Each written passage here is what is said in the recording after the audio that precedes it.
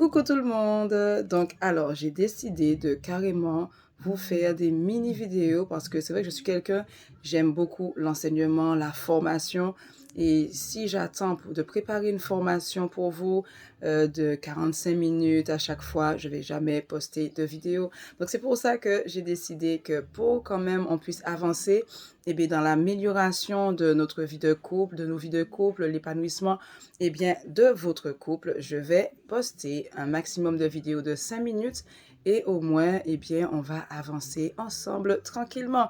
J'espère que vous vous portez bien. Et en tout cas, aujourd'hui, je veux juste faire un rappel eh bien, des deux dernières vidéos que j'avais faites concernant la communication. Parce que la communication, c'est tellement important. C'est trop important pour eh bien, passer vite dessus. Donc, j'espère que vous aviez pris le temps de bien écouter. Donc aujourd'hui, je vais juste faire un rappel des points importants dans la communication. Qu'est-ce qui est important dans la communication? Premièrement, eh bien, lorsqu'on communique, il faut apprendre à écouter. C'est clé, c'est capital. Parce que souvent, on a une tendance à, pendant que l'autre parle, on a envie de répondre. Donc, pendant que l'autre parle, au lieu d'essayer d'écouter ce qu'il dit, de comprendre ce qu'il dit, on est déjà entré dans notre tête de préparer ce qu'on va dire. Erreur cruciale et importante de bien écouter ce que votre conjoint a à dire, d'essayer de comprendre sa vision des choses qui n'est pas forcément la même que nous. Ça, c'est clé. Écoutez. Prendre le temps d'écouter, pas seulement entendre, mais écouter.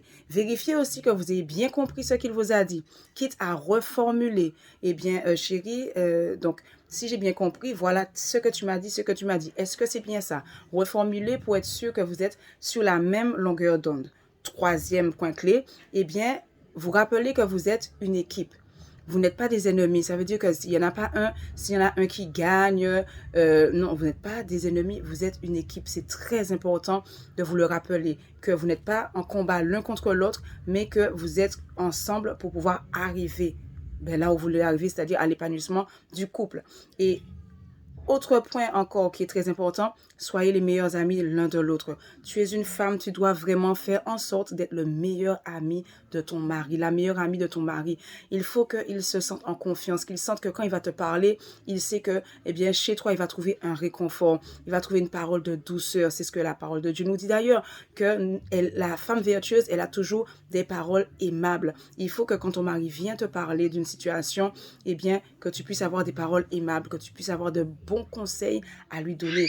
Et si tu n'es pas une femme qui est dans la parole de Dieu, qui lit beaucoup la parole de Dieu, qui prie beaucoup et qui se laisse guider par le Saint-Esprit, tu auras du mal à accepter certaines vérités ou certaines réalités plutôt que ton mari vient t'annoncer. Donc, il nous faut absolument être les meilleurs amis de nos maris. Il ne faut pas que les meilleurs amis soient un gars de l'extérieur, quelqu'un d'autre. Même si il y avait une meilleure amie avant toi, tu dois devenir la meilleure amie de ton mari. Et tu peux le devenir en étant une femme épanouie toi-même. Ne sois pas une femme qui vient chercher dans le mariage le bonheur. Tu viens pas pour que ton mari te donne du bonheur. Ça, c'est clé aussi. On va voir ça une autre fois. Mais tu n'es pas là pour que eh bien, ton mari te donne du bonheur. Tu es censé être entré dans ton mariage déjà épanoui par toi-même et tu es censé amener du bonheur. Et tu vas voir que ce bonheur-là va automatiquement te retourner. Donc, ce qui est important, n'oublie pas, tu dois être la meilleure amie de ton mari. Ça veut dire que quand il vient te dire quelque chose, même si c'est dur à encaisser, ne l'attaque pas, ne lui saute pas dessus, ne grogne pas. Respire, souffle un bon coup. Si tu ne te sens pas capable de discuter à ce moment-là, dis-lui, eh bien, ok chérie, j'ai entendu ce que tu m'as dit.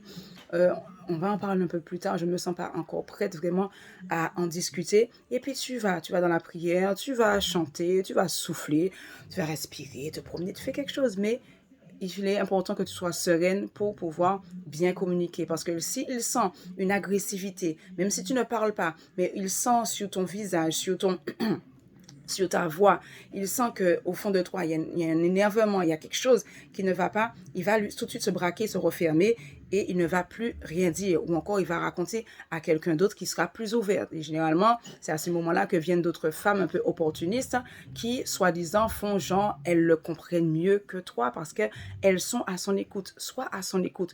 Ne commence pas à lui couper la parole. Ça, c'est une autre clé. Ne coupe pas la parole à ton mari.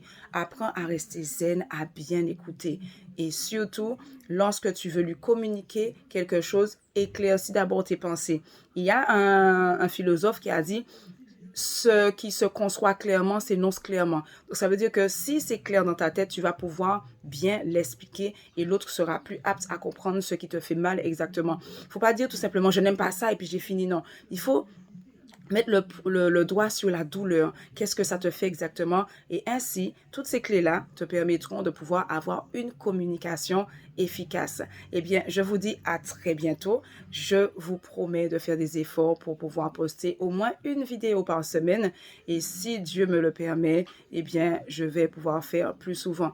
Donc, tout cela, pourquoi? Parce que, eh bien, je veux que vous soyez des couples épanouis parce que trop de couples, eh bien, sont en souffrance, en silence. Surtout nous, les couples chrétiens, beaucoup de couples chrétiens restent là à souffrir et ne sont pas épanouis dans leur mariage. Et comme ils savent qu'ils ne peuvent pas divorcer, ils subissent le mariage. Ne sois pas de ceux qui subissent ton mariage. Prends en main ton mariage. Prends en main cette situation avec la grâce de Dieu, avec le Saint-Esprit de Dieu, avec la parole de Dieu. Tout mariage est réparable. Surtout, nous qui avons Jésus, eh bien, tout mariage est réparable. Le païen, peut-être qu'il y a des situations qu'il ne pourra pas réparer. Même chez les païens, il y a pas mal de situations qui sont réparables. Mais il y a des situations où ils sont bloqués. Nous avons aucune limitation à notre niveau. Il n'y a pas de situation qui soit trop difficile. Du moment que tu prends les choses en main, que tu mets en pratique certaines règles, eh bien, ton mariage sera heureux et épanoui. Allez, les filles, que Dieu vous bénisse. Un très bon courage à tous et puis à bientôt. Allez, bisous.